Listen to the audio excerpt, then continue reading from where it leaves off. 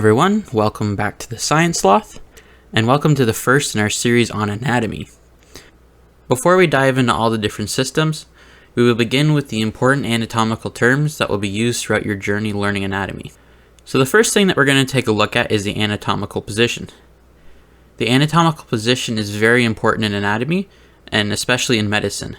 It is the position that is customary that every doctor uses in order to ensure that they're treating the correct location on a patient. If they didn't have this system in place, a doctor may have a different opinion on what left or right is, as they're very different from the doctor perspective and the patient perspective. So this here is what the anatomical position looks like. When the subject is facing you, their feet are together and their arms are to the sides. Also, their palms are facing forward. As for the left and right, it is always from the patient's perspective. So for example, let's say that the patient comes in and goes, "Doc, I've got pain on my left arm."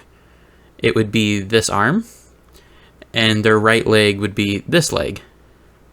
Their left ear would be this ear, and so on. So next we're going to take a look at supination and pronation. While this applies to many body parts, we'll look at the hand to better understand this. So when you look at the palm of your hand, if it's facing up, this is known as supination. And when your palm is facing down, this is known as pronation. So if you were lying on your back, you'd be in a supine position.